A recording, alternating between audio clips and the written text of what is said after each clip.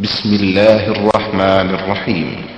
ومن أحسن قولا ممن دعا إلى الله وعمل صالحا وقال إنني من المسلمين.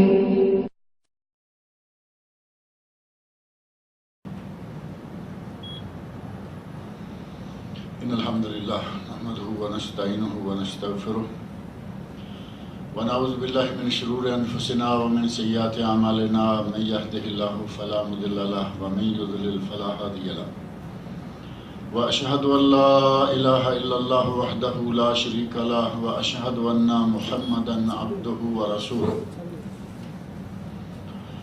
أما بعد فإن خير الحديث كتاب الله وخير الهدي هدي محمد صلى الله عليه وسلم وشر الأمور محدثاتها وكل محدثة بدعة وكل بدعة ضلالة وكل ضلالة في النار. رب اشرح لي صدري ويسر لي أمري واحلل عقدة من لساني يفقهوا قولي.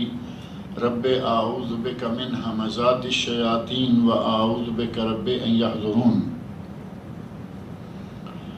أعوذ بالله السميع العليم من الشيطان الرجيم. فلما آسفونا انتقمنا منهم فأغرقناهم أجمعين فجعلناهم سلفا ومثلا للآخرين.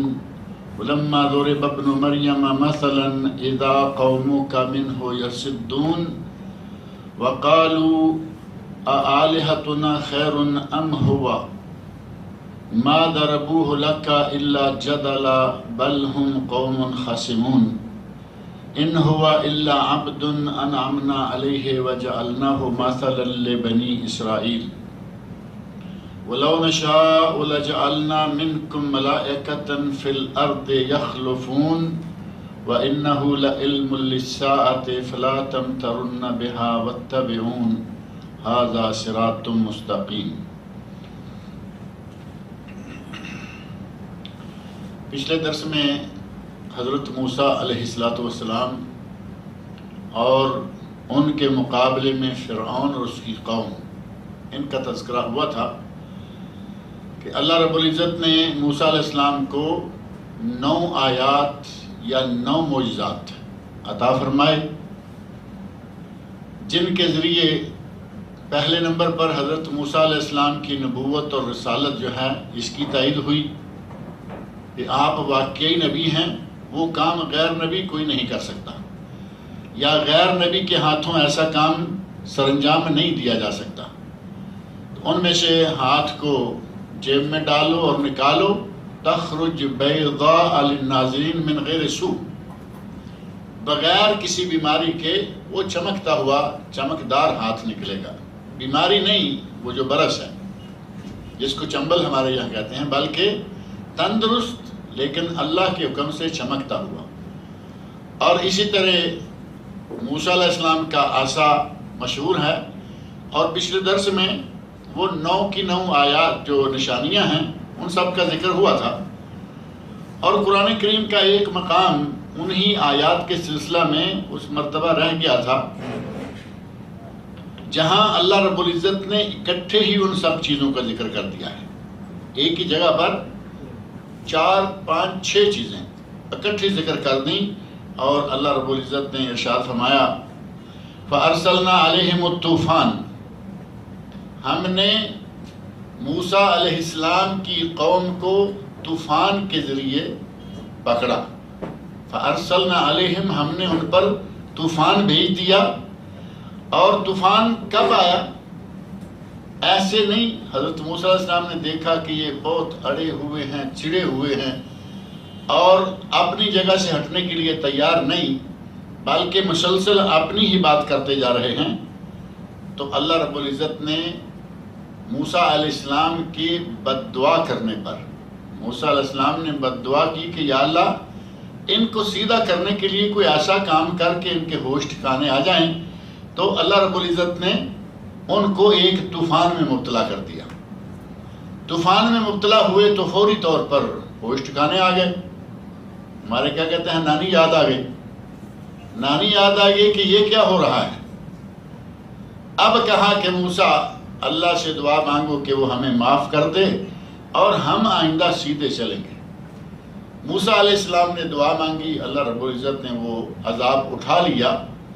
ایک یہ عذاب فرمایا فَأَرْسَلْنَا عَلَيْهِمُ الطُّوفَانَ وَالْجَرَادَ، اور ایک طوفان مکڑی کا۔ مکڑی جس کو ٹڈی دل کہا جاتا ہے، مکڑی اور ٹڈی میں تھوڑا فرق ہے۔ ٹڈی دل وہ کیڑا جو کہ یکدم ہزاروں لاکھوں کروڑوں کی شکل میں آ جاتا ہے، اور جس علاقے میں ٹڈی دل حملہ کر دے سمجھے کہ وہ علاقہ ہر ہری چیز سے خالی ہو گیا۔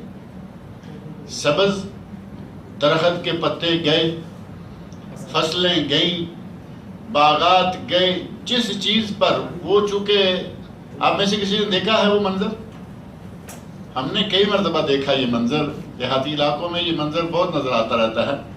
ٹڈی دل آیا، دیکھتے دیکھتے پورے علاقے میں چھا گیا۔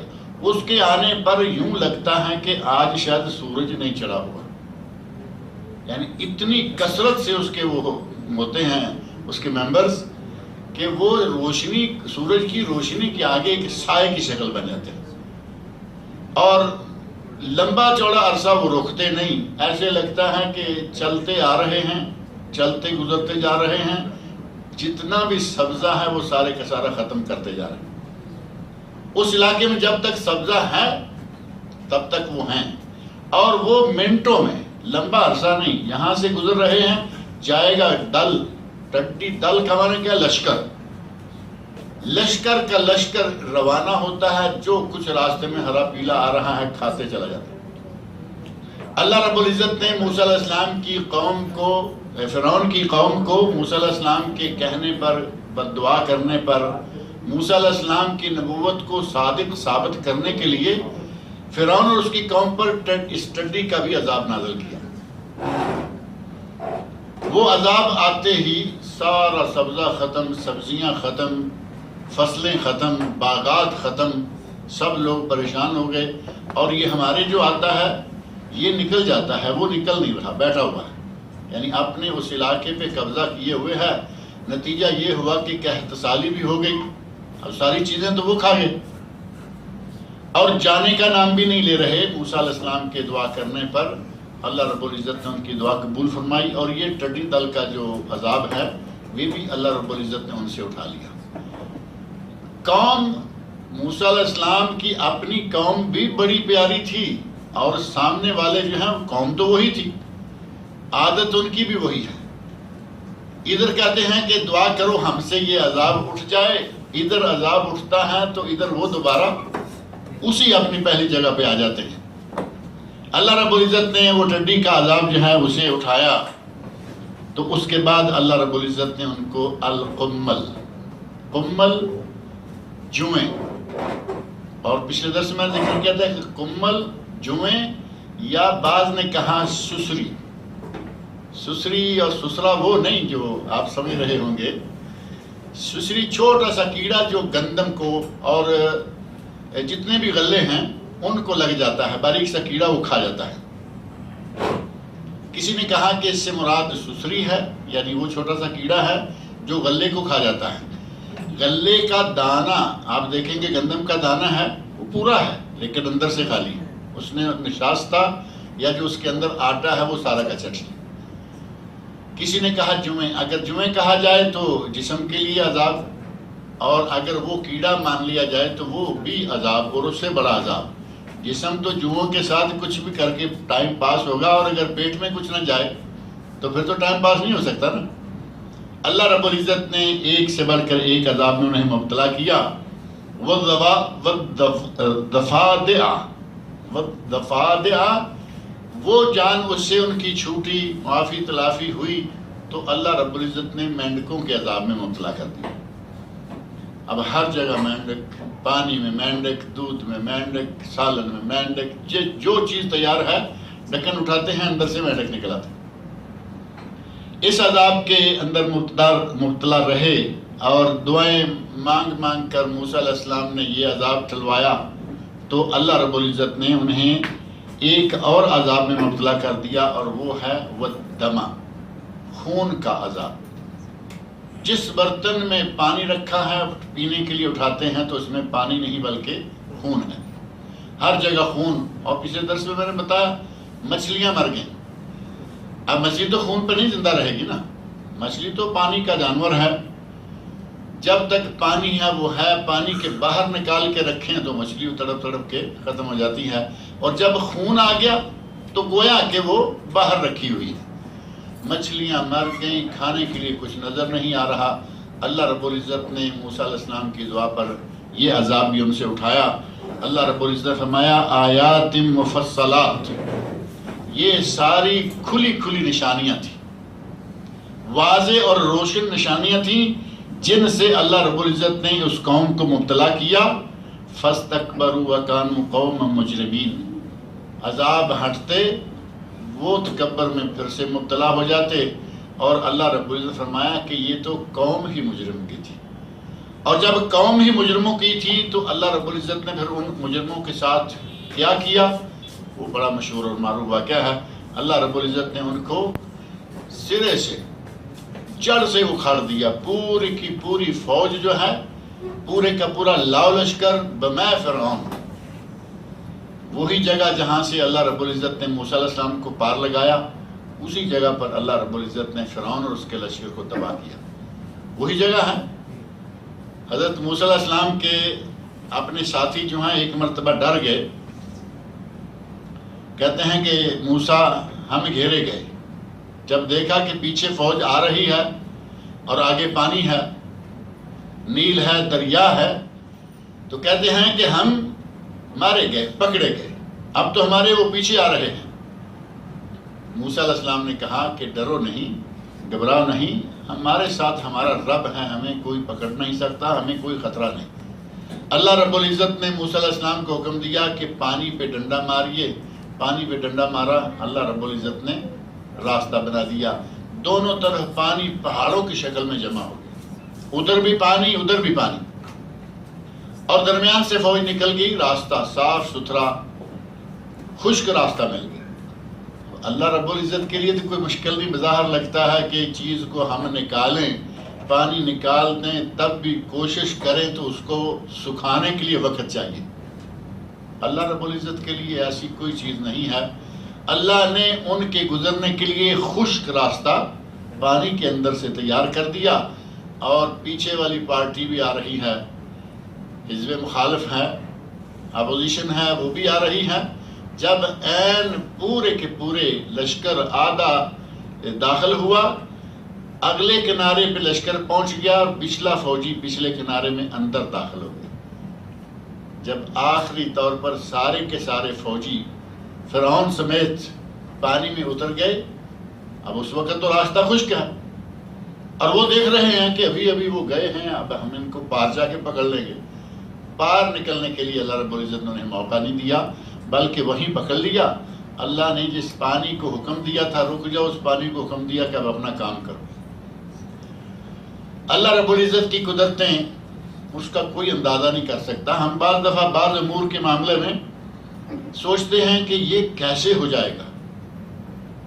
اپنی طاقت، انسان کی طاقت، آج آپ سائنس یہ وہ سارا کچھ ملا لیں، ساری طاقتوں کو بھی اللہ رب العزت کے سامنے کوئی حیثیت نہیں.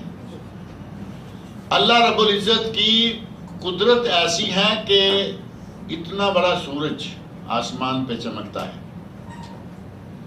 اور ہمارے سامنے موقع بہ موقع وہ واقعہ آتا رہتا ہے. گرہن لگ گیا، سورج گہنا گیا. اب اتنا بڑا سورج جس کی روشنی سے بلوں کے اندر تک بھی چمک موجود ہے، اب وہ زمین پر بھی ایسے لگتا ہے کہ جیسے بادل ہوئے ہیں، حالانکہ سورج موجود ہے. جس ذات نے سورج کو روشنی عطا فرمائی اسی ذات نے اس سے روشنی چھین لی. رات کو چاندنی انتہائی خوبصورت، چاند اپنی چاندنی بکھیر رہا ہے، جب تک اللہ چاہے گا بکھیرے گا. جب اللہ چاہے چاند بالکل سر پر ہے، وسط میں ہے، پورا گول ہونا چاہیے. آپ دیکھتے ہیں کبھی ایک کنارہ کیا، چاند گول ہے، گرہن کی وجہ سے وہ چاند ہلال کی شکل اختیار کیے ہوئے ہیں. کبھی اس سے کم، کبھی اس سے زیادہ، کبھی مکمل گرہن، کبھی جزوی گرہن. اور چاندنی رات جو کہ بالکل چاندنی ہونی چاہیے تھی وہ گھپ اندھیرا رات ہو جاتی ہے۔ اللہ رب العزت کی قدرت ہے، وہ مالک ہے، اس نے اسے روشنی عطا کی، چاندنی عطا کی، جب چاہے وہ چھین لے۔ اور اسی طرح چھری ہے، چھری کو کاٹنے کا حکم ہے۔ آپ دیکھتے ہیں جہاں چاہیں ماریں چھری کاٹتی ہے، لیکن حضرت اسماعیل علیہ السلام کتنے نرم و نازک، چھوٹی عمر کے بچے، اور ان کی عمر کبھی کبھی ایسا ہوتا ہے کہ چھری ذرا اتنی اچھی نہ ہو اور آپ بوڑھا جانور ذبح کرنے لگیں تو چھری کام نہیں کرتے ہیں، یا بوڑھا ہے اس کا گوشت بڑا سخت، یعنی چھوٹی عمر کا جانور ہے کوئی بھی ہے اس کا گوشت نرم ہوتا ہے۔ اور اسماعیل علیہ السلام کتنے چھوٹے ہیں وہ قرآن سے پتہ چل رہا ہے۔ قرآن کریم میں اللہ نے فرمایا فَلَمَّا بَلَغَ مَعَهُ السَّعْيُ، جب اسماعیل اپنے باپ ابراہیم علیہ السلام کے ساتھ چلنے کے لائق ہوا، سعی کا معنی چلنا، جب چلنے کے لائق ہوا تو ہم نے آزمائش میں ڈال دیا ابراہیم علیہ السلام۔ اب ابراہیم علیہ السلام کا یہ واقعہ تفصیلی طویل اپنی جگہ ہے۔ چھری لے کر اپنے بیٹے کے گلے پر چلاتے ہیں اور چھری گلا نہیں کاٹ رہی،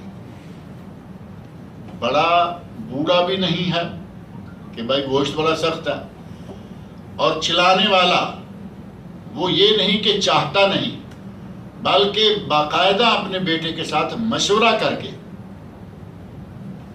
اللہ رب العزت نے قرآن کریم میں واقعہ بڑی تفصیلات اور جزئیات کے ساتھ بیان کیا ہے۔ بیٹے سے کہا فَانْظُرْ مَاذَا تَرَىٰ، بیٹا میں خواب میں دیکھ رہا ہوں کہ میں تمہیں ذبح کر رہا ہوں، مجھے بتاؤ تمہارا کیا خیال ہے۔ تو برخوردار بیٹا فرزند ارجمند کہا یا ابت افعل ما تؤمر ستجدنی ان شاء اللہ من الصابرین، ابا جان آپ کو جو اللہ حکم دے رہا ہے آپ اس پہ چل نکلیے، جو اللہ نے حکم دیا ہے اسے نافذ کر دیجئے، مجھے ذبح ہونے میں کوئی پس و پیش نہیں ہوگا بلکہ مجھے آپ صبر کرنے والا پائیں گے۔ چھوٹی عمر کا بچہ اللہ رب العزت نے کتنا سلیقہ عطا فرمایا، کتنی برخورداری عطا کی۔ کہا افعل ما تؤمر یا ابت افعل ما تؤمر ستجدنی ان شاء اللہ من الصابرین۔ چھری چلا رہے ہیں، چھری نہیں چل رہی، وہی چھری جو بکری کاٹتی ہے، وہی چھری جو مرغی کاٹتی ہے، وہی چھری جو ہر چیز کاٹتی ہے جو کاٹنا چاہے۔ نرم و نازک چھوٹی عمر کا بچہ ہے، اس کا گلا نہیں کاٹ رہی کیونکہ اس اللہ کی طرف سے حکم نہیں۔ اور جب کاٹنے کا حکم دیا بکرا نیچے رکھا گیا، وَفَدَيْنَاهُ بِذِبْحٍ عَظِيمٍ، قرآن کریم میں اللہ رب العزت فرمایا کہ ہم نے اسماعیل کا فدیہ ایک عظیم ذبیحے کی شکل میں آسمانوں سے بھیج دیا۔ اللہ رب العزت نے فدیہ بھیجا، اور وہ فدیہ جو کہ گلے کے اوپر بال بھی ہوتے ہیں، ظاہر ہے کہ بکرا جو ہے، دمبا ہے، بکرا ہے، یا بھیڑ کا ہے، بکری کا ہے، مینڈا ہے، گلے پہ بال ہیں، سارا کچھ ہے، چھری منٹوں میں کاٹ کے ذبح کر دیں۔ اللہ رب العزت نہ چاہے چھری کاٹ نہیں سکتی، سورج چمک نہیں سکتا، چاند چاندنی نہیں دے سکتا۔ اللہ رب العزت نے چاہا تو پانی کو روک دیا، اور جب چاہا پانی کو حکم دیا کہ تم اب اپنا کام کرو۔ فرعون کا پورا لشکر اندر داخل ہو گیا، اللہ نے پانی کو حکم دیا کہ راستہ، اب ان کے لیے راستہ نہیں ہے۔ اور موسیٰ علیہ السلام کی قوم کے لیے اللہ نے وہیں سے راستہ بنایا، اسی جگہ پہ فرعون اور اس کی قوم کو تباہ و برباد کر دیا۔ اللہ رب العزت جب چاہتا ہے تو اس کے لیے کوئی چیز مشکل نہیں ہوتی۔ ہمارے یہاں یہ مسئلہ لے کے لوگ بیٹھ گئے ہیں۔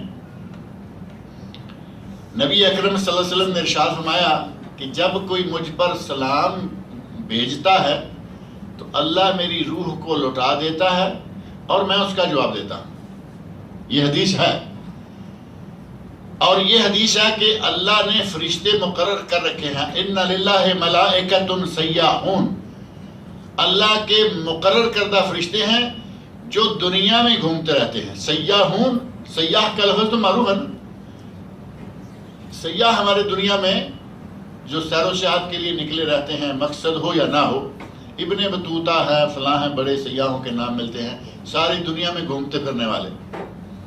نبی صلی اللہ علیہ وسلم فرماتے ہیں کہ اللہ کے کچھ فرشتے سیاح ہیں، کچھ فرشتوں کو آرڈر ہے ایک آدمی اس کے ساتھ، 2 آدمی اس کے ساتھ، 2 آدمی، وہ اپنی جگہ، ان کی اپنی ڈیوٹی ہے. کچھ کی ڈیوٹی اللہ نے یہ لگا رکھی ہے کہ دنیا بھر میں گھومو، جہاں کوئی میرے نبی پر سلام بھیجے وہ سلام میرے نبی کو پہنچاؤ. اور آپ فرماتے ہیں کہ جب بھی کوئی سلام مجھ پہ بھیجتا ہے اللہ رب العزت میری روح کو لوٹاتا ہے، میں اس کا جواب دیتا ہوں. اب ہمارے جو قبر پرست پارٹی ہے اس نے یہاں سے اللہ کی قدرتوں کا غلط اندازہ لگا لیا. کہنے لگے اس کا مطلب یہ ہوا کہ نبی صلی اللہ علیہ وسلم کی روح کو جب جواب دینے کے لیے لوٹایا جاتا ہے تو پھر لوگ تو اتنے سلام کرنے والے ہیں، پھر تو روح واپس ہی نہیں جا سکتی.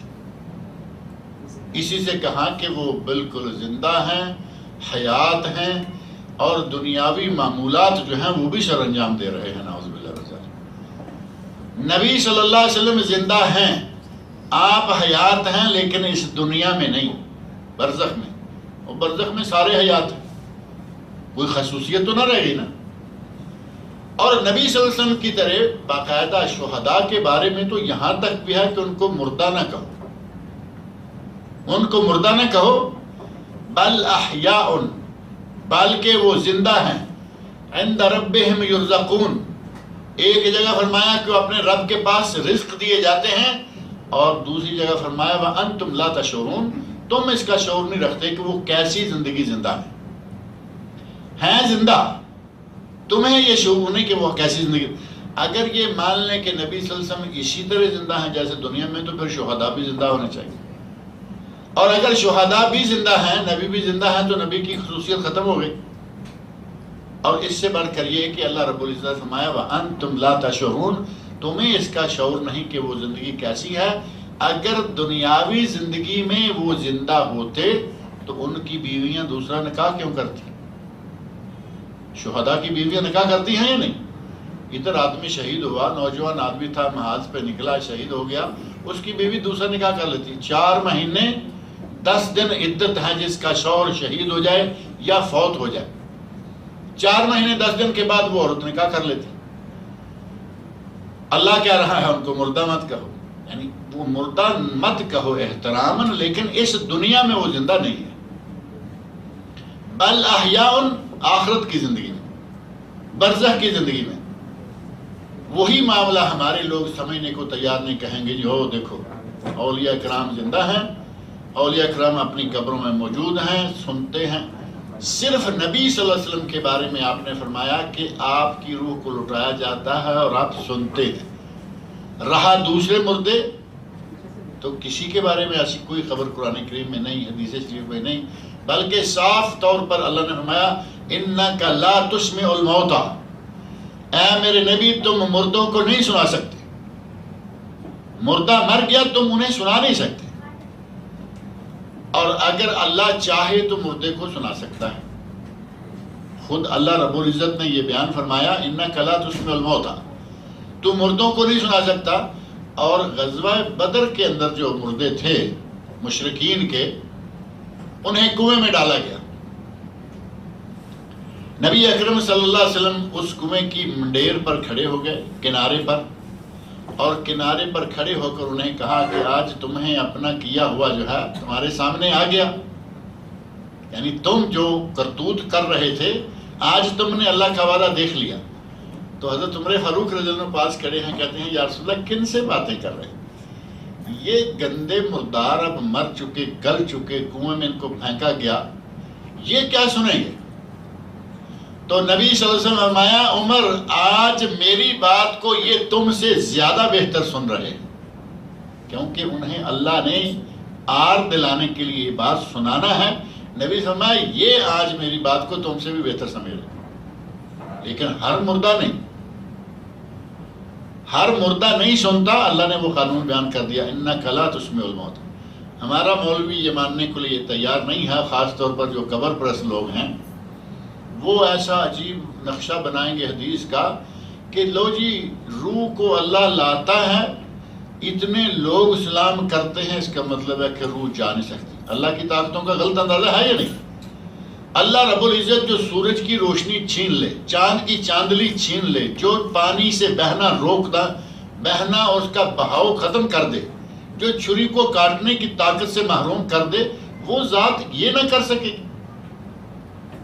اور پھر اللہ کی قدرتوں کا اندازہ آپ اس سے کر سکتے ہیں۔ کبھی اسی طرح قدرتوں کے غلط اندازے کی بات ہے، کبھی یہ کہیں گے جی اللہ رب العزت کیسے عذاب دے گا، ایک قبر میں 2 آدمی یا کٹھے لوگ مر گئے دب گئے، ایک نیک ہے ایک بدکار ہے ساتھ ہی، تو اللہ نیک کو نعمتیں کیسے دے گا اور بدکار کو عذاب کیسے دے گا؟ بظاہر بات تو سوچنے میں لگتی ہے نا، لیکن ہے صرف بظاہر جو اللہ کی قدرتوں کا صحیح اندازہ نہیں کر سکتا۔ اندازہ تو کوئی نہیں کر سکتا، لیکن کم از کم ہم یہ تو کہہ سکتے ہیں نا کہ اللہ کی طاقت سے باہر کوئی کام نہیں، کوئی چیز نہیں۔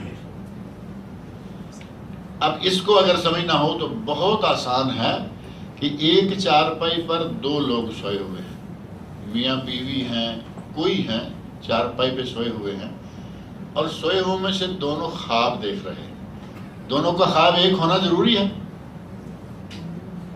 ممکن ہے وہ کچھ دیکھ رہا ہے وہ کچھ دیکھ رہا ہے۔ دونوں سوئے ہوئے میں سے ایک جنت کی سیر کر رہا ہے، باغات میں گھوم رہا ہے، مزے لوٹ رہا ہے، اور دوسرے کے پیچھے کتا لگا ہوا ہے اور اس کو کاٹنے کے لیے دوڑ رہا ہے، یہ آگے بھاگ رہا ہے۔ ایک ہی وقت میں ایک ہی چارپائی پر 2 لوگ ہیں، دونوں کا الگ الگ حال خواب کے اندر موجود ہے۔ وہ ذات حقیقت میں یہ نہیں کر سکتی۔ اس ذات کے لیے کوئی مشکل نہیں ہے کہ حقیقت میں بھی وہ یہ بات جو ہے وہ کر کے دکھا دے۔ غرض یہ کہ ہمارے لوگ غلط اندازے لگا لیتے ہیں اللہ رب العزت کی قدرتوں کے۔ وہ ذات پانی کو روکے، وہ ذات پانی کو چلائے، جب چاہے حکم دے۔ موسیٰ علیہ السلام کے لیے پانی کو روک دیا، راستہ بن گیا خشک، اور موسیٰ علیہ السلام کی قوم گزر گئی۔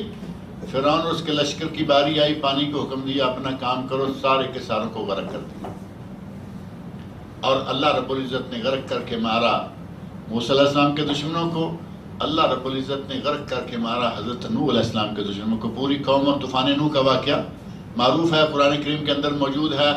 آسمان سے بارش، زمین سے چشمے ابلے، ہر طرف جل تھل پانی ہی پانی، اور جتنے بھی غیر مومن یا غیر مسلم لوگ تھے جو حضرت نوح علیہ السلام پر ایمان نہیں لائے، اللہ کی ذات کے ایمان سے محروم تھے، وہ سارے کے سارے پلک جھپکنے میں اللہ رب العزت نے غرق کر کے تباہ کر دیے۔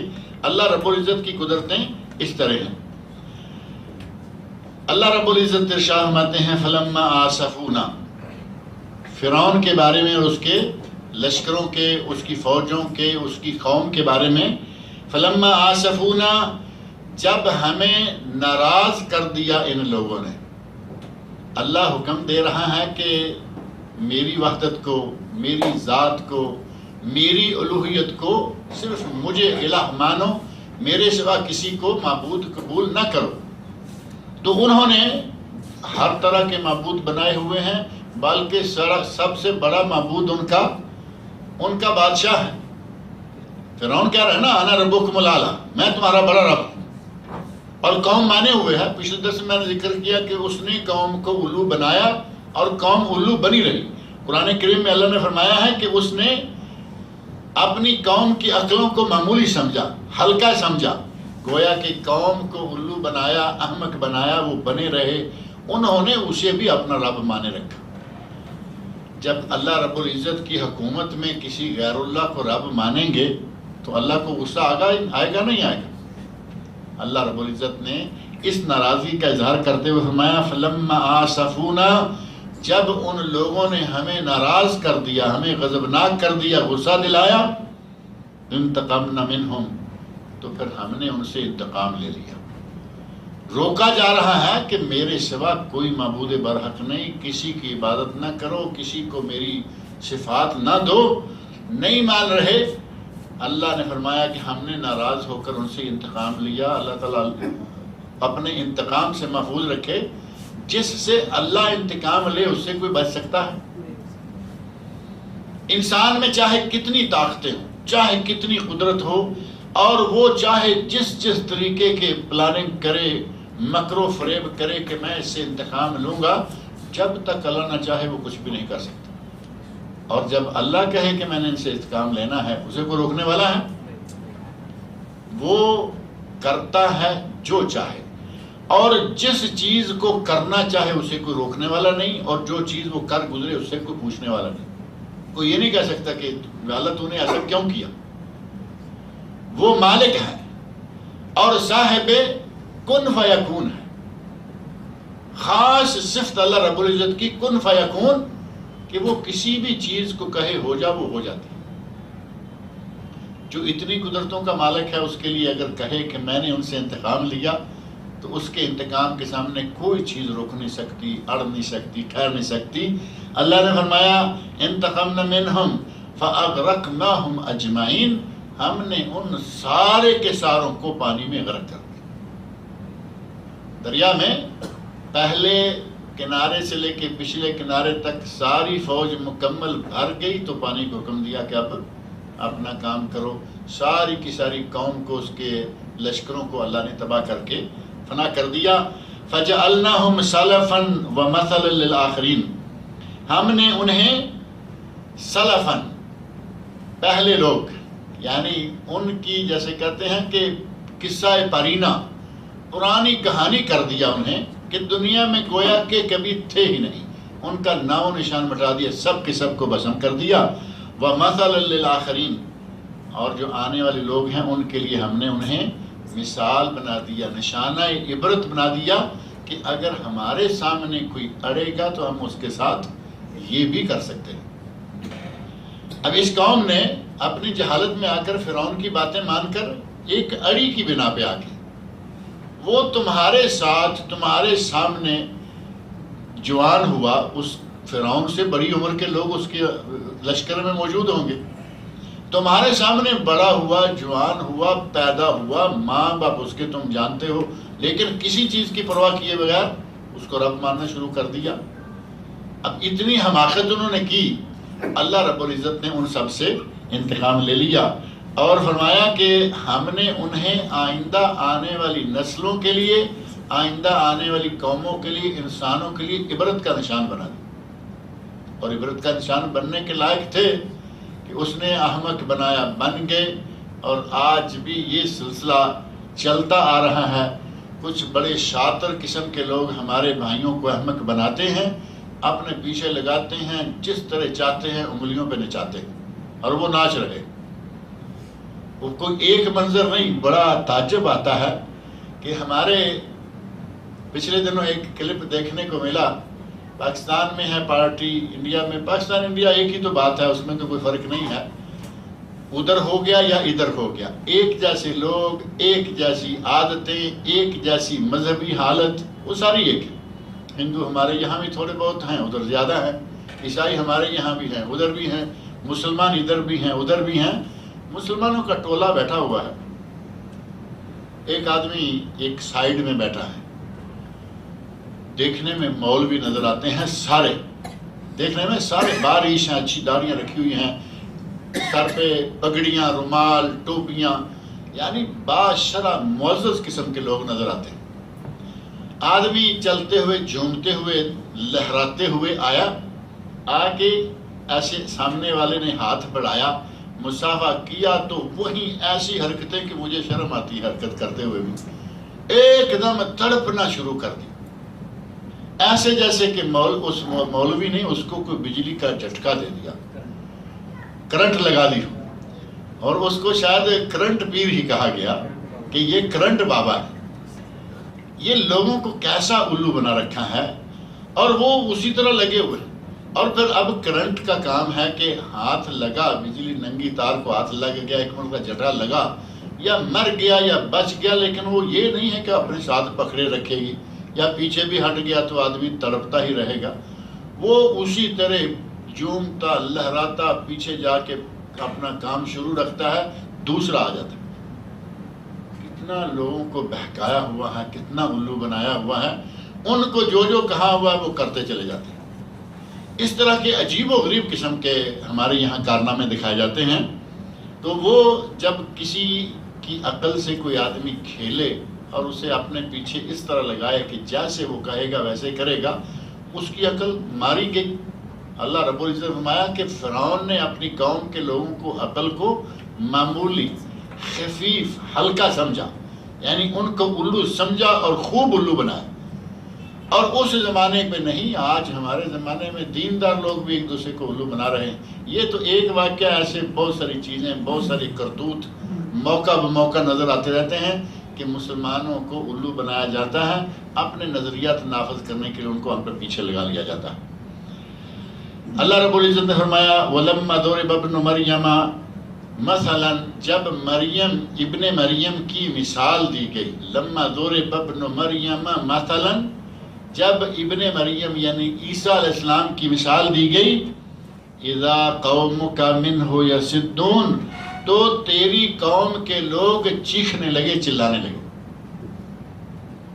نبی اکرم صلی اللہ علیہ وسلم سے مخاطب ہو کر اللہ کہہ رہے ہیں کہ آپ کی قوم کے سامنے جب یہ مثال بیان کی گئی عیسیٰ علیہ السلام کی، اور یہ کہا گیا کہ عیسیٰ علیہ السلام جو ہیں وہ اس طرح پیدا کیے گئے. ایک مثال تو یہ ہے کہ وہ بغیر باپ کے پیدا کیے گئے، لیکن یہاں اس وقت جو اصل قضیہ ہے وہ یہ ہے کہ انہیں یہ کہا گیا، قرآن کریم کے بعض دیگر مقامات پر یہ بات واضح طور پر موجود ہے کہ جتنے بھی شرک لوگ کرتے ہیں وہ، اور جن کو اللہ کے ساتھ شریک بناتے ہیں وہ، ان سب کو اللہ جہنم میں ڈالے گا. جو لوگ شرک کرتے ہیں وہ بھی، اور جن لوگوں کو جن لوگوں کو یا چیزوں کو شریک بنایا جاتا ہے وہ بھی سارے کے سارے حسب و جہنم کا ایندھن ہے. جب یہ کہا گیا تو ساتھ ہی انہوں نے چھلانگے مارنا، ہنسنا اور ناچنا شروع کر دیا. کہا کہ ہمارے معبود جو ہیں جن کی ہم بات کرتے ہیں وہ جہنم میں جائیں گے، تو اس کا مطلب ہے کہ نعوذ باللہ عیسیٰ بھی جہنم میں جائیں گے. کہا کہ تمہارا ساتھی، تم کہتے ہو وہ بھی نبی تھا، وہ بھی جہنم میں جائے گا. اس بات کو لے کے ٹھٹھا مچایا، شور مچایا، خوب ہنسے، اور نبی اکرم صلی اللہ علیہ وسلم کے سامنے انہوں نے ہنسی اڑانے کی کوشش کی.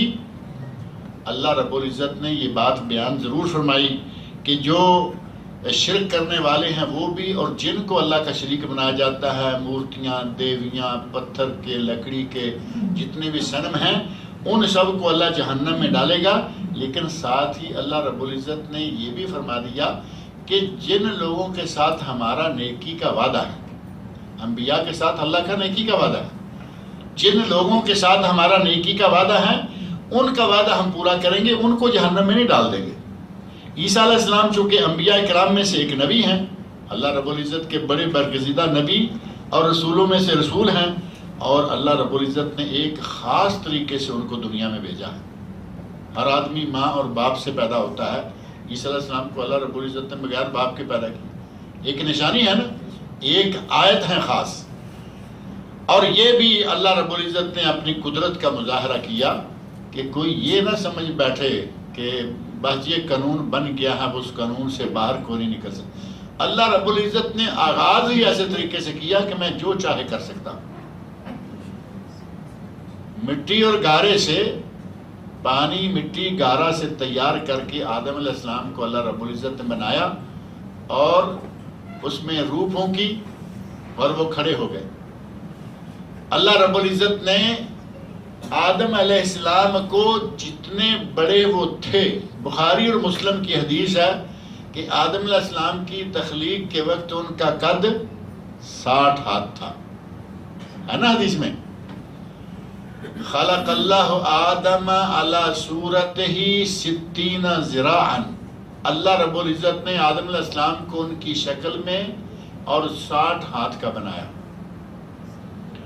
اب یہاں ایک مسئلہ ہے علماء کے مابین کہ خلق اللہ آدم علی صورتہ میں صورتہ کی ضمیر کہاں جاتی ہے؟ کیا اللہ رب العزت نے اپنی شکل یعنی اللہ کی شکل پر آدم علیہ السلام کو بنایا؟ یہ مانا جا سکتا ہے؟ یہ تو ناممکن ہے. اللہ رب العزت کی اپنی ذات ہے، وجہ کریم ہے، شکل مبارک ہے، لیکن اپنی مخلوق کو اپنی شکل پہ بنائے. کل کو اللہ اس کو جہنم میں ڈالے گا، انسان جہنم میں جائیں گے نا، من الجنات والناس اجمعین. تو انسان کو جہنم میں ڈالے گا جو اللہ رب العزت کی شکل والا. اور پھر خاص طور پر بخاری مسلم کی اس حدیث نے ہمیں بتا دیا کہ کہ شکل وہ مراد ہے جو 60 ہاتھ کی ہے. خلق اللہ آدم علی صورت ہی 60 ذراع. اللہ رب العزت نے آدم علیہ السلام کو ان کی صورت پر بنایا اور 60 ہاتھ کا بنایا. ان کی صورت یعنی جو آدم علیہ السلام کی اس وقت صورت تھی. 60 ہاتھ کی لمبائی، چوڑائی، لمبے ٹنگے، لمبے تڑنگے. ٹنگے تو ٹنگو چھوٹے والے کو کہتے ہیں نا. لمبے تڑنگے نوجوان.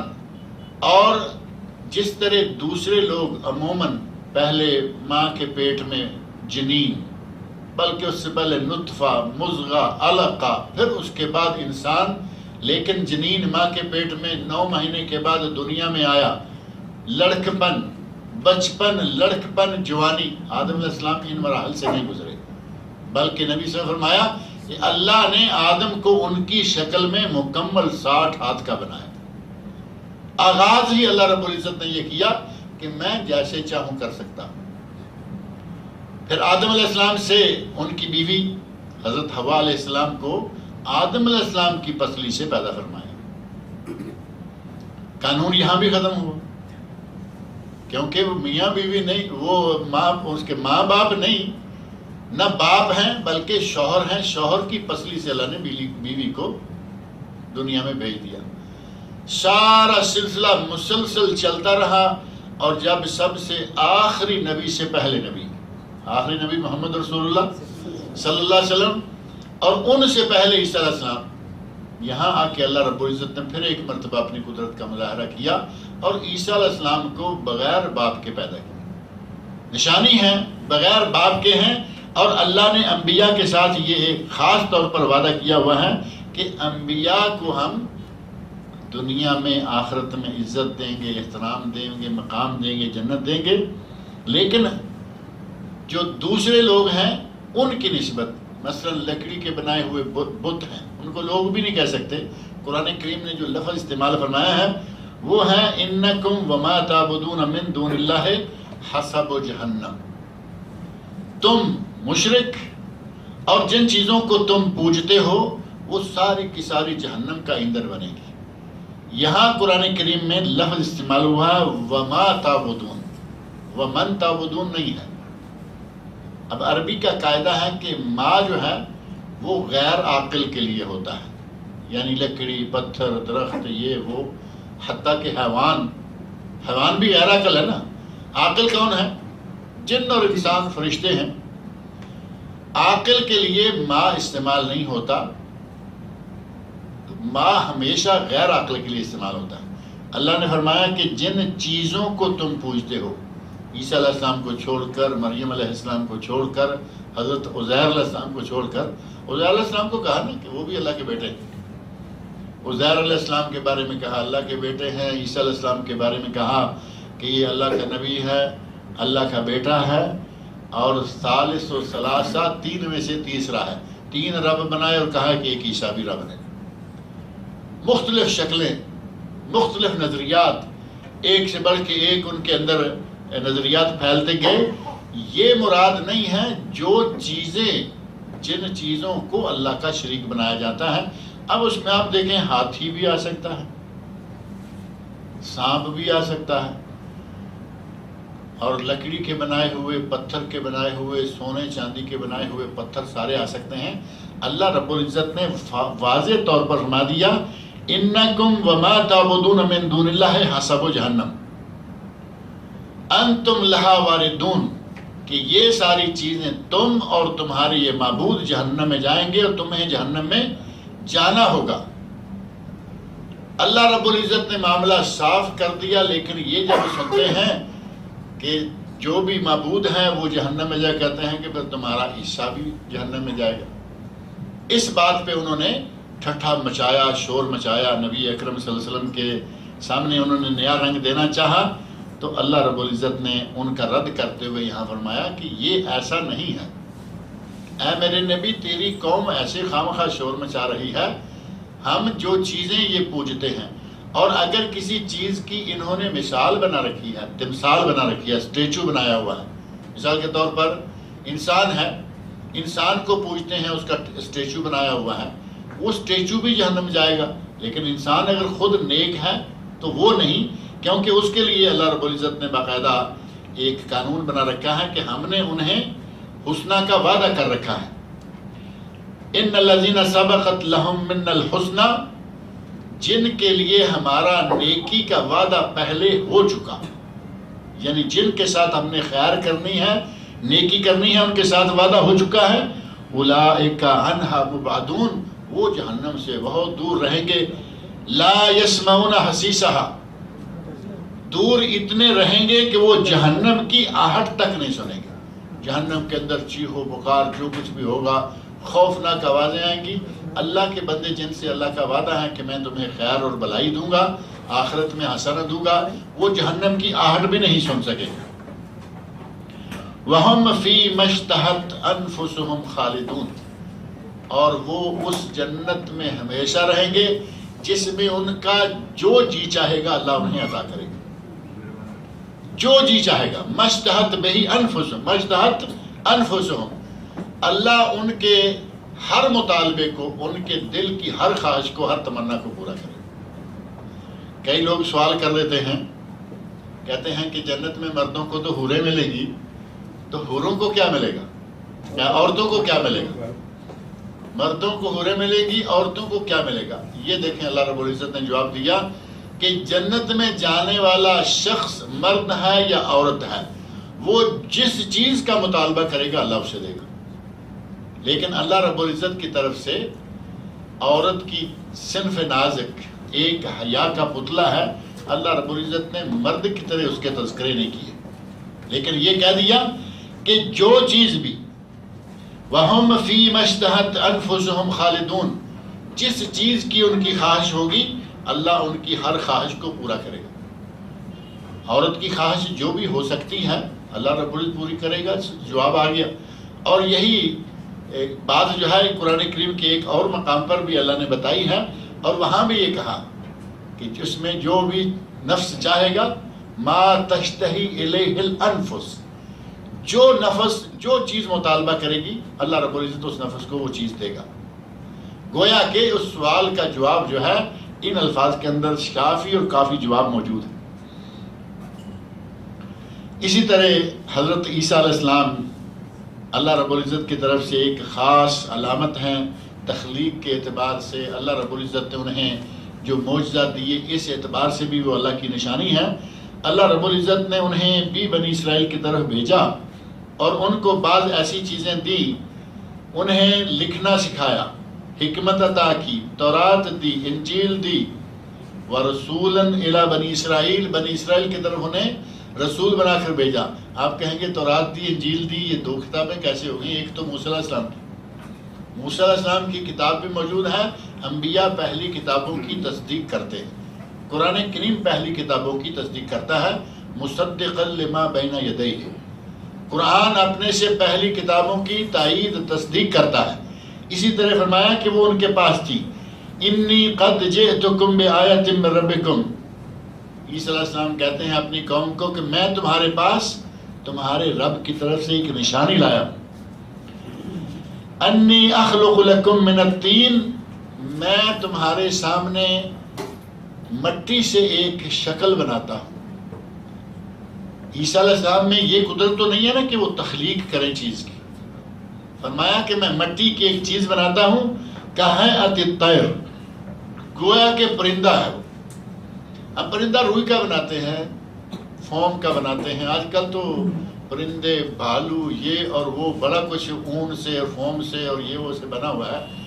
عیسیٰ علیہ السلام مٹی سے پرندہ بناتے ہیں اور کہتے ہیں فَأَنفُخُ فِيهِ، پھر میں اس میں پھونک مارتا ہوں، فَيَكُونُ طَيْرًا بِإِذْنِ اللَّهِ، تو وہ اللہ کے حکم سے پرندہ بن کے اڑنا شروع کر دیتا ہے. بہت بڑی طاقت اللہ رب العزت نے عیسیٰ علیہ السلام کو دی. لیکن عیسیٰ علیہ السلام یہ کہہ رہے ہیں کہ میری طاقت نہیں ہے. فَأَنفُخُ فِيهِ، میں صرف اس میں پھونک مارتا ہوں، فَيَكُونُ طَيْرًا بِإِذْنِ اللَّهِ، تو اللہ کے حکم سے پرندہ بن جاتا ہے. یہ تو حضرت عیسیٰ علیہ السلام ہیں، اللہ کے نبی ہیں، اور اپنی یہ کرامت، یہ معجزہ، جو بھی یہ اللہ رب العزت انہیں آیت یا نشانی عطا فرمائی، اس کی نسبت کس کی طرف کر رہے ہیں؟ اللہ کی طرف، کہ میں تو خود نہیں کرتا، یہ میرا رب کرتا ہے۔ پچھلے دنوں ایک مناظرہ ٹائپ چیز، ایک ہمارے کچھ اس طرح کی باتیں کرنے والے لوگ بڑی شان بان سے ہوتے ہیں، بڑے زبردست سٹیج، بڑی زبردست اوپر چادریں ہری اور زری کے ساتھ بھری، یعنی سنہری ہرے رنگ کا کپڑا، سنہری اوپر امبرائڈری خوبصورت، اور آدمی اس کے اوپر بیٹھا ہوا ہے، سر پہ ہری پگڑی۔ وہ کچھ چیزیں تو دیکھتے سمجھ آتی ہیں کہ یہ کیا کہے گا، اس کا وہ سارے کا سارا دیکھ کر نا پورا سٹیج بات سمجھ میں آتی ہے یہ کیا کرے گا۔ آدمی کہتا ہے عیسائی کا اور ایک مسلمان کا آپس میں مناظرہ ہو گیا۔ عیسائی کہتا ہے کہ میرا نبی تو وہ ہے کہ پرندہ مٹی سے پرندہ بنا کے رکھتا تھا، پھونک مارتا تھا، پرندہ کھڑا ہو جاتا تھا۔ مسلمان کہہ رہا ہے وہ تو تیرا نبی تھا اور مٹی کا پرندہ بناتا تھا تو وہ کھڑا ہو جاتا تھا، ہمارے تو نبی کے شاگرد، نبی کی یہ اور وہ کر کے، ہمارے تو نبی کے بہت بعد میں آنے والے نبی کو ماننے والے ایسے ہیں کہ وہ یہ بھی نہیں کہتے قم باذن اللہ۔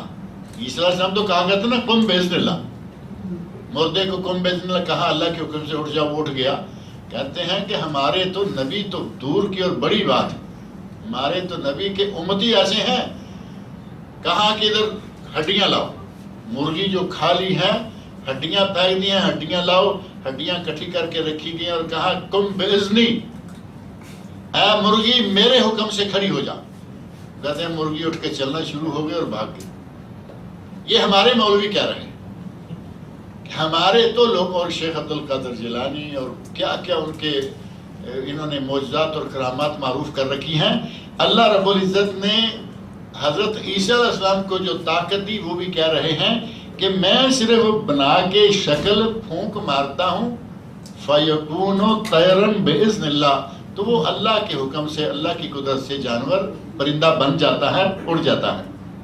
وَأُبْرِئُ الْأَكْمَحَ وَالْأَبْرَصَ، میں مادرزاد اندھے کو بینا کر دیتا ہوں اور جو کوڑی ہے اس کو تندرست کر دیتا ہوں۔ وَأُحْيِي الْمَوْتَ بِإِذْنِ اللَّهِ، اور میں مردے کو زندہ کرتا ہوں اللہ کے حکم سے۔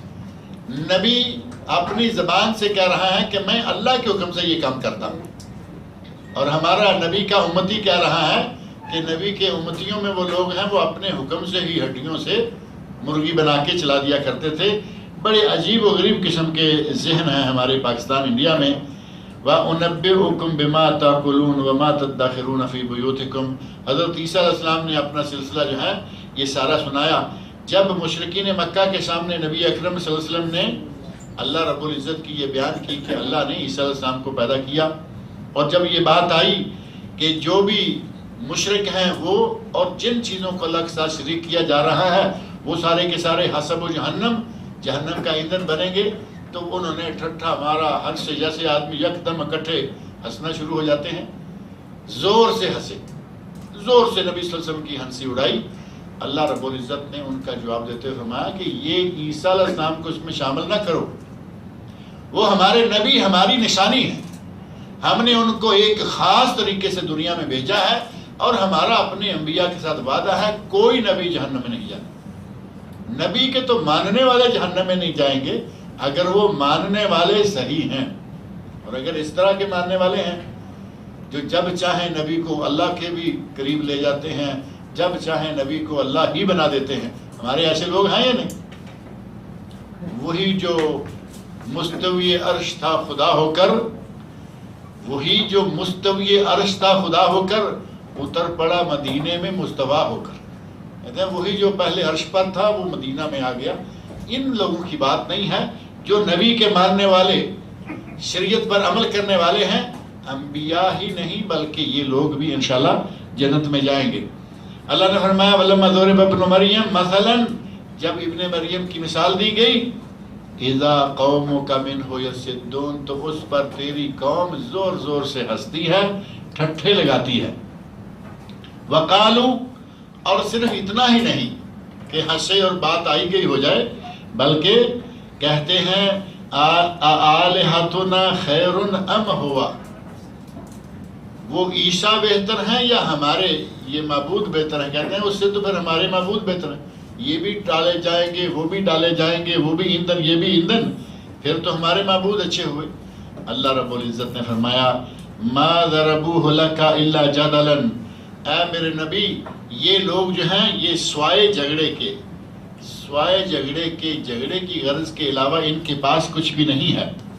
ان کا یہ کہنا کہ ہمارے معبود اچھے ہیں صرف جھگڑا بڑھانے کے لیے۔ جدل کیا ہوتا ہے؟ آدمی کے دل میں یہ یقین ہو کہ میں غلط ہوں لیکن میں خاموش نہیں رہوں گا۔ کبھی کبھی ایسی نوبت آ جاتی ہے نا، پتہ ہوتا ہے کہ میں غلطی پر ہوں لیکن اڑے ہوئے ہیں، وہ کنڈی ایسی اڑ جاتی ہے پھر چاہے دلیلیں دو چاہے جو مرضی بیان کرو وہ کنڈی نہیں کھلتی، دماغ کے اندر ایسی گرہ لگ گئی وہ کھلنے کا نام نہیں لیتی۔ یہ جدل ہے۔ اگر یہ پتہ ہے کہ میں صحیح ہوں اور میرے پاس دلائل ہے، وہی جدل کا رنگ مناقشہ اور مناظرہ بھی ہے، وہ جائز ہر صحیح ہے۔ اللہ نے فرمایا کہ اے میرے نبی ما ضربوہ لک الا جدلا، تیری یہ قوم یہ صرف جدال کرنا چاہتی ہے، جھگڑا کرنا چاہتی ہے، جھگڑا کرنے کے لیے کہہ رہے ہیں کہ ہمارے معبود تو پھر عیسیٰ علیہ السلام سے بھی اچھے ہوئے۔ بل ہم قوم خاصمون، تیری قوم اصل میں ہے ہی بہت جھگڑا۔ اللہ رب العزت نے مشرکین مکہ کا ستیہ ناش کر دیا، کہا بل ہم، یعنی یہ لوگ جو تیرے سامنے ہیں مشرکین مکہ جو تیری نبوت کو نہیں مان رہے، اس کی الوہیت کو نہیں مان رہے، اللہ رب العزت فرمایا کہ یہ ہیں ہی جھگڑالو۔ ان ہوا الا عبد انعمنا علیہ، جس کے بارے میں کہتے ہیں کہ وہ بھی جہنم میں جائے گا، کبھی کہتے ہیں کہ وہ بھی رب ہے، تین میں سے تیسرا رب ہے، عیسیٰ اللہ کا بندہ ہے، عیسیٰ اللہ ہے، جو طرح طرح کی باتیں کرتے ہیں۔ اللہ نے فرمایا ان ہوا الا عبد انعمنا علیہ، وہ تو ہمارا بندہ ہے اور ہم نے اس پر انعام کیا، اس کو ایک مخصوص انداز سے دنیا میں لائے، پوری دنیا کے لیے نشانی بنایا، اور ہم نے اسے نبوت عطا کی، بہت بڑا احسان کیا، انعام کیا۔ وجعلناہ مثلا لبنی اسرائیل، اور ہم نے اسے بنی اسرائیل کے لیے نشان قدرت بنا دیا، انہیں بھی نشانہ بنایا۔ لیکن کیسا نشان بنایا؟ عیسیٰ علیہ السلام کو اللہ نے اپنی قدرت کا نشان بنایا، اور فرعون کو عبرت کا نشان بنایا۔ فرعون کو دنیا کے لیے عبرت کا نشان بنایا، اور عیسیٰ علیہ السلام کو اللہ نے لوگوں کے لیے قدرت کا نشان بنایا کہ یہ دیکھو میں چاہوں تو بغیر باپ کے بھی کسی کو دنیا میں لا سکتا ہوں۔ اللہ رب العزت فرمایا کہ ہم نے اسے نشان بنایا اپنی قدرت کا بنی اسرائیل کے لیے۔ وَلَوْ نَشَاءُ لَجَعَلْنَا مِنْكُمْ مَلَائِكَةً فِي الْأَرْضِ يَخْلُفُونَ، اگر ہم چاہتے یا اگر ہم چاہیں تو تمہارے عوض ہم دنیا میں فرشتے لا سکتے تھے۔ اب اللہ رب العزت نے معاملہ جو ہے بڑے سخت انداز سے لینا شروع کیا۔ انشاءاللہ اس کی تفسیر ترجمہ جو ہے وہ آئندہ درس میں ذکر کریں گے۔ اللہ رب العزت سے میری دعا ہے کہ اللہ ہمیں قرآن کریم کو پڑھنے، سننے، سمجھنے اور اس کے مسائل و احکام پر عمل کرنے کی توفیق عطا فرمائے۔ اللہ تعالیٰ مجھے اور آپ سب لوگوں کو نیک عمل کی توفیق سے نوازے۔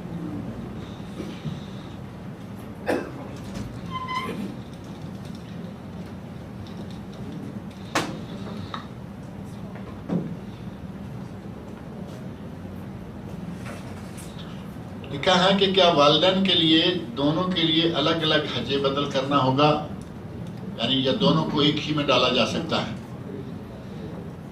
اور کیا عمرہ بدل بھی یہی مسئلہ ہے؟ ہمیں شریعت کی روشنی میں مشورہ دیجیے۔ نبی اکرم صلی اللہ علیہ وسلم کے سامنے ایک آدمی نے کہا اللہم لبیک عن شبرما، بڑی مشہور و معروف حدیث ہے، اور امید ہے کہ انشاءاللہ ایک دو ہفتے کے بعد یہاں کچھ سلسلہ ایسا کریں گے کہ دو ایک درس جو ہیں وہ ایوب بھائی ارینج کرائیں گے انشاءاللہ۔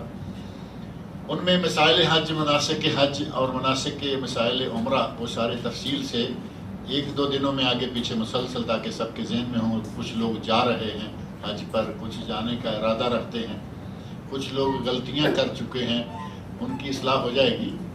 تو یہ ذکر کریں گے. نبی صلی اللہ علیہ وسلم نے سنا آدمی کہہ رہا ہے اللہم لبیک عن شبرما، اے اللہ میں شبرما کی طرف سے آیا ہوں. تو آپ نے پوچھا احججت عن نفسک، کیا تو نے اپنی طرف سے حج کر لیا ہے؟ تو وہ کہتا ہے نہیں، میں نے ابھی حج نہیں کیا. تو نبی اکرم صلی اللہ علیہ وسلم نے ارشاد فرمایا حج عن نفسک ثم حج عن شبرما، پہلے اپنا حج کرو پھر شبرما کی طرف سے حج کرو. پہلی بات یہ کہ حج بدل جائز ہے، کیونکہ نبی صلی اللہ علیہ وسلم نے یہ نہیں فرمایا کہ وہ کون ہے اور تم اپنا حج کرو. فرمایا پہلے اپنا حج کرو پھر شبرما کی طرف سے. ایک نہیں، دو نہیں، چار احادیث موجود ہیں، مرد عورت کی طرف سے، عورت مرد کی طرف سے. اپوزٹ ہو گیا نا، یعنی ماں فوت ہو چکی ہے، بیٹا حج کرے جائز ہے، ضروری نہیں کہ بیٹی حج بدل کرے. اور اسی طرح مرد مرد کی طرف سے اور عورت عورت کی طرف سے یہ جائز ہے کہ چاروں شکلوں میں حج بدل کیا جائے، کوئی حرج نہیں. لیکن ایک حج ایک آدمی کی طرف سے. حج چونکہ مکمل عمل ہے، ہم جب نماز پڑھتے ہیں تو اس میں کیا ساری دنیا کو شامل کر سکتے ہیں؟ نماز میں تو ویسے ہی نماز بدل ہے نہیں، لیکن ایک عمل ایک شخص کے لیے ہے. اس مرتبہ آپ حج کیجئے اپنی والدہ کی طرف سے، کسی کی والدہ فوت ہو چکی ہے، نانی ہے، پرنانی ہے، جس کی طرف سے. اس مرتبہ اس ایک شخصیت کی طرف سے، اور اگلے جب موقع ملے اگلے سال کا کہتے ہوئے اب مسئلہ برابر نہیں لگتا، کیونکہ تو 5 سال سے پہلے ہم یہاں سے جا نہیں سکتے نا. لیکن جو لوگ جا سکتے ہیں یا جاتے ہیں یا جن کے پاس وسائل ہیں، اگر وہ اگلے سال کرنا چاہیں تو اگلے سال وہ اپنے باپ کا، دادا کا، پردادا کا، کسی کا بھی کرنا چاہیں کر سکتے ہیں. ایک حج ایک شخص کی طرف سے ہوگا. عمرہ اور حج کے مسائل ایک ہیں، انشاءاللہ تفصیل اس میں آ جائے گی کہ عمرہ اور حج جو ہے ان سب کے مسائل ایک ہیں. جس طرح حج ایک کی طرف سے اسی طرح عمرہ ایک کی طرف سے. قربانی پورے گھر والے کی طرف سے. اللہ کے نبی نے فرمایا الا کل اہل بیت فی کل عام اضحیہ، ہر گھر پر ہر سال ایک قربانی ہے. ایک قربانی میں گھر والے سارے شامل ہو جاتے ہیں، لیکن ایک حج میں وہی شامل ہوگا جو مکہ میں جا کے مناسک عمرہ مناسک حج ادا کرے گا.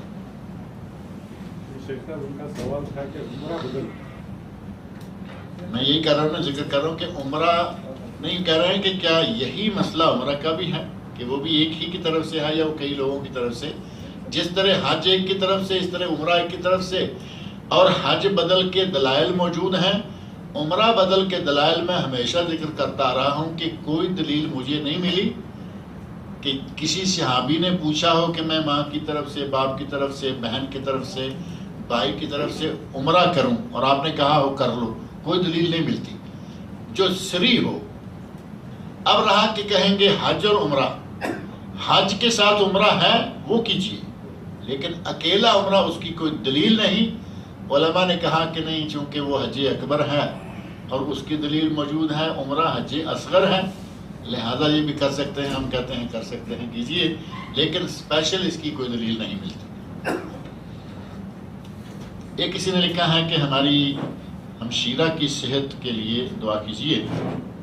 دعا کیجیے کہ اللہ رب العزت ان کی ہمشیرہ کو شفائے کاملہ و عاجلہ عطا فرمائے، اور بھی جن کے کوئی عزیز و اقارب بیمار ہیں اللہ تعالیٰ ان کو بھی شفائے کاملہ عاجلہ عطا فرمائے.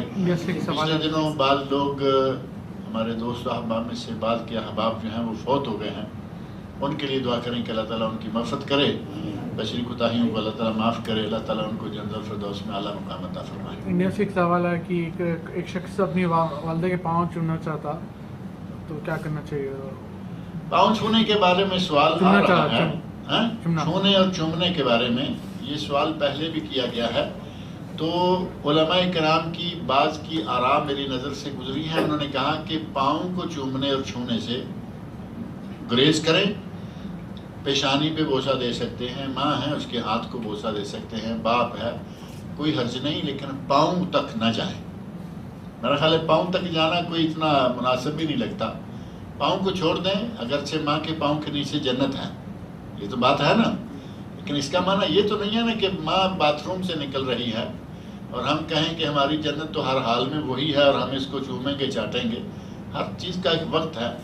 وہ صحیح ہے کہ ماں کی خدمت اس کے ساتھ حسن سلوک، یہ معنی ہے کہ ماں کے پاؤں کے نیچے جنت ہے، وہ ضرور کیجئے، لیکن یہ چومنا، پاؤں کو چومنا، پاؤں پہ بوسہ، ماں کے پاؤں پہ بوسہ دینا، یا ان کو جا کے، میرا خیال ہے کچھ ہندوانہ رسم بھی ہے کہ پاؤں ہی کو ہاتھ لگانا ہے، کوئی گھٹنے کو ہاتھ لگا رہا ہے.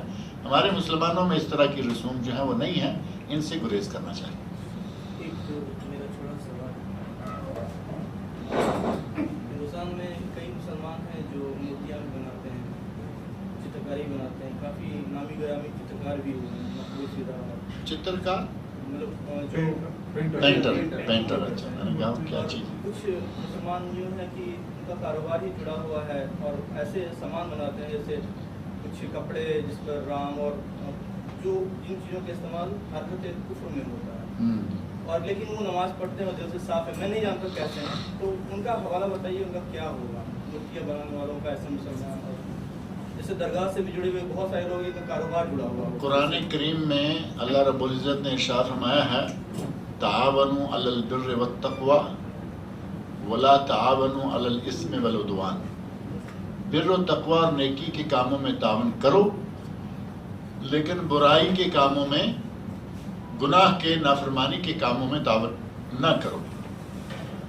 مورتی کی پوجا کرنا جائز ہے؟ نہیں ہے، نہ مسلمان کے لیے نہ غیر مسلم کے لیے. اسی طرح اگر یہ کہا جائے کہ قبروں پہ چڑھاوے چڑھانا، اس کے لیے چادریں تیار کرنا، اس کے لیے جو لوگ اسپیشل کچھ ڈریس بنواتے ہیں وہ بنوانا، وہ بھی ناجائز ہے. جب آپ نہیں پہنتے اور ایک چیز کو جائز نہیں سمجھتے، جب آپ دوسرے کے لیے تیار کر کے دیں گے تو آپ نے برائی میں تعاون کیا یا نہیں کیا؟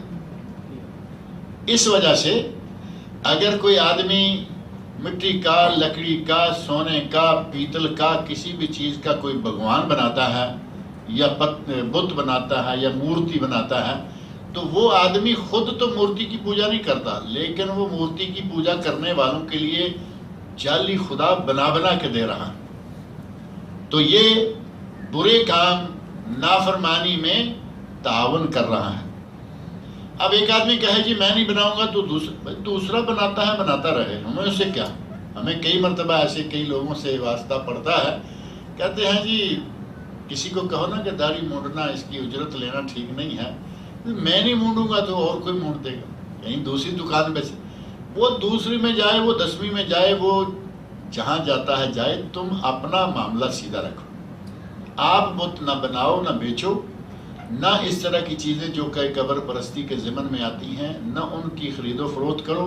جن لوگوں کا سلسلہ جیسے کہہ رہے ہیں کہ کاروباری یہ لگا ہوا ہے، یہ کاروبار بدلیں.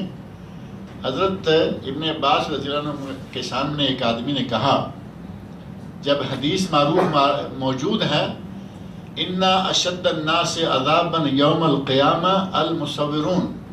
قیامت کے دن جو سب سے بڑا عذاب ہوگا وہ مصوروں کو ہوگا. مصور کون ہیں؟ تصویر بنانے والے. تصویر بنانے والے وہ پینٹر، کیا آپ چترکار کہہ رہے ہیں یا پترکار ہیں؟ چترکار. پترکار شاید اخبار میں بھی اس کو کہتے ہیں. آرٹسٹ ہے. آرٹسٹ چاہے وہ دیوار پہ بناتا ہے، آرٹسٹ چاہے وہ یہاں کھڑا کرتا ہے، جو بت ہوتا ہے اسٹیچو، ہر حال میں یہ مصور کے ضمن میں آتا ہے.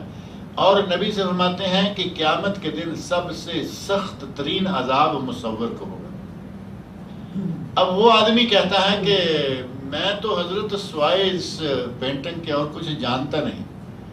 تو انہوں نے کہا اگر آپ کو اذا کان ولا بد منہ فعلیک بالاشجار والانہار، اگر آپ کو اس کے بغیر کوئی چارہ نہیں اور کچھ نہیں آتا تو درختوں کے بناؤ، سمندروں کے بناؤ، پہاڑوں کے فوٹو بناؤ، جاندار کا فوٹو مت بناؤ، کیونکہ اصل میں مانا تو جاندار کیا نا.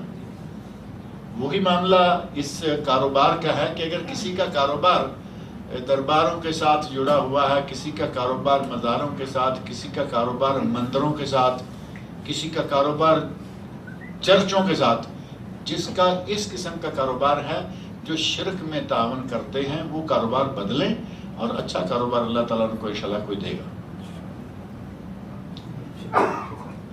اللہ کے علاوہ کسی اور کی عبادت کرنے والے بھی اور جس کو کرا جا رہا ہے وہ بھی، دونوں کو جہنم میں ڈالا جائے گا. تو ان کو تو عذاب ہوئے گا یہ معلوم پڑ رہا ہے. ان کو عذاب اللہ رب العزت نے ان کی مذمت بیان کرنے کے لیے لکڑی کے چیز کو جہنم میں ڈالا جائے گا، لکڑی کو تو کچھ نہیں ہوگا، لیکن یہ جو آج اس کی پوجا کر رہا ہے، اس کو دل و جان سے مان رہا ہے، جب اس کے سامنے اس کو ڈالا جائے گا تکلیف ہوگی، اور جب کہا جائے گا کہ تو اور تیرا معبود جہنم میں ڈالیں گے تو بھی تکلیف. اللہ رب العزت گویا کہ ان کی مذمت کر رہا ہے، ورنہ لکڑی اور پتھر کی چیزوں کو جہنم میں ڈالنے سے کیا ہوگا. اللہ نے جو فرمایا وہ صرف ان زندہ عقل مند لوگوں کو ہوش دلانے کے لیے کہ تمہیں اور تمہارے معبودوں کو ہم جہنم کا ایندھن بنا دیں گے. بنی اسرائیل کو جو 6 عذاب کا جو ذکر ہے ابھی آیت میں، وہ 9 پارسا میں، اس آیت میں یہ عذاب ایمان لانے والوں کے اوپر بھی آتا ہے؟ نہیں، جو مومن تھے ان کے لیے تو اللہ رب العزت نے عذاب نازل نہیں کیا. عذاب کے آثار دیکھتے وہ کہتے کہ ہمارے لیے معافی مانگے، معافی ہو جاتی. عذابوں میں مبتلا ہوئے جو غیر مومن غیر مسلم تھے، جو ایمان نہیں لائے تھے. جو حدیث جو درگاہ بنانے کے لیے ہے وہ ذرا اس کی وجہ سے درگاہ کی کیا؟ درگاہ ہو جانے کے اب جامع مصعب بن عمیر میں بیان کرے تھے کہ یہود و نصارہ پہ لعنت فرمایا رسول اللہ. وہ نبی اکرم صلی اللہ علیہ وسلم کی حدیث ہے بڑی معروف کہ نبی اکرم صلی اللہ علیہ وسلم فرماتے ہیں لعن اللہ الیہود والنصارى اتخذوا قبور انبیائہم مساجد. یہودیوں پر اور عیسائیوں پر اللہ کی لعنت ہو، انہوں نے اپنے نبیوں کی قبروں کو سجدہ گاہ بنا لیا تھا. اب نبیوں کی قبروں کو سجدہ گاہ بنانا، یہ اگر اللہ رب العزت نے باعث لعنت قرار دیا ہے تو غیر نبی کی قبر اگر سجدہ گاہ بنا دی جائے تو اس سے بھی بدترین فعل ہوا. نبی تو ایک بہت بڑی شخصیت، بڑی عظیم شخصیت ہوتا ہے، اس کی قبر پہ سجدہ کرنا اس سے 1000 گنا گھٹیا فعل یہ ہے کہ آدمی کسی غیر نبی کی قبر پہ اور پھر غیر ولی کی قبر پہ اور اگر کسی جانور کی قبر پہ، اگر جانور بھی قبر پہ سجدہ کرنا شروع کر دے تو. اور ایسی مثالیں موجود ہیں کہ جس قبر پر جھنڈا لگا ہوا ہے، جس قبر پر مزار بنا ہوا ہے، اس قبر میں انسان دفن نہیں ہوا بلکہ اس میں گھوڑا دفن ہے، اور علاقے کے لوگوں کو معلوم بھی ہے کہ یہاں گھوڑا دفن تھا، نام بھی گھوڑے شاہ. اب گھوڑے شاہ کی قبر پہ جا کے سجدہ کریں گے تو وہ تو ظاہر ہے کہ بالکل ہی گئے گزرے لوگوں والا کام.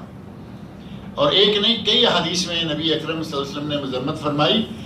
آپ نے آخری لمحات میں، آپ کی زندگی مبارک کے آخری لمحات ہیں، ان لمحات میں بھی آپ کو ذرا سا افاقہ ہوا تو فرمایا لعن اللہ الیہود والنصارى، اللہ تعالیٰ یہود و نصارہ پر لعنت کرے، اتخذوا قبور انبیائہم مساجد، انہوں نے اپنے نبیوں کی قبروں کو سجدہ گاہ بنا لیا تھا. آج ہم نے نبیوں کی قبروں کو تو دور کی بات ہے، یہ تو الحمدللہ نبی ہمارے کی قبر ایسی جگہ پر ہے کہ یہ کسی کے لیے سجدہ گاہ بننے نہیں دے رہے. یہ بھی اللہ رب العزت کا بہت بڑا احسان ہے، ورنہ ہمارے نبی کی قبر پہ وہی ہوتا جو آج ولی کے نام سے گھوڑے کی قبر پر بھی ہو رہا ہے. لیکن اللہ نے بہت اچھا انتظام الحمدللہ یہ کر دیا کہ نبی اکرم صلی اللہ علیہ وسلم کی قبر مبارک کی حفاظت کرنے والے، نگرانی کرنے والے اہل توحید ہیں، اور وہ ان شرکی امور کو وہاں کسی کو کرنے کی اجازت نہیں دیتے.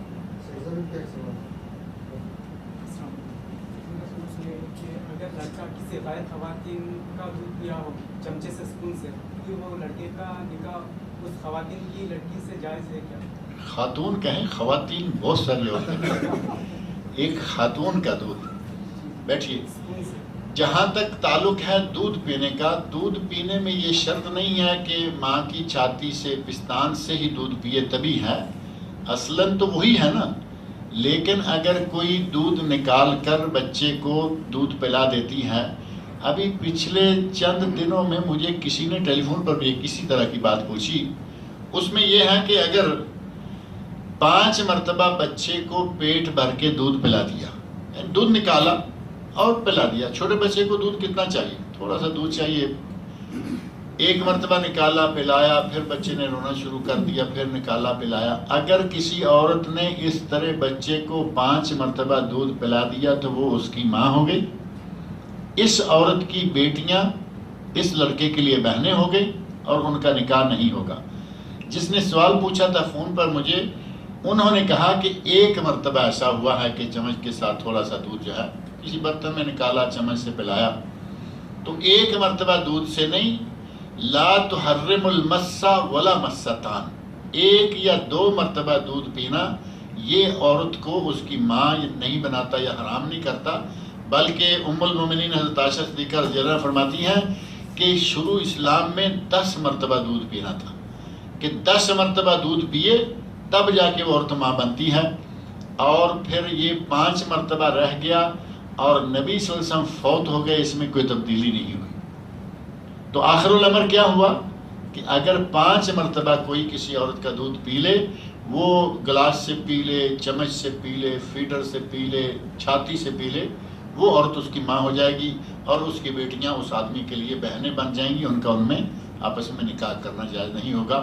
اور اس مسئلہ رضاعت کے بارے میں بڑی تفصیل کے ساتھ اس تفسیر کے آخر میں اسپیشل ایک چیپٹر ہے قرآن کریم کے اندر، تھوڑا سا مختصر سا بیان کر کے نا، جہاں یہ بات آئی ہے یرضعن اولادہن حولین کاملین، یہاں اس کی تفسیر میں مختصر سا تذکرہ کر کے اشارہ دیا ہے کہ تفسیر کے آخر میں الگ سے ایک ضمیمہ ہے، چیپٹر ہے، اس میں دیکھیں اور وہاں یہ ساری تفصیل موجود ہے، اگر ممکن ہو تو اس کا مراجعہ آپ کر لینا۔ اللہ تعالیٰ مجھے اور آپ سب لوگوں کو نیک عمل کی توفیق عطا فرمائے۔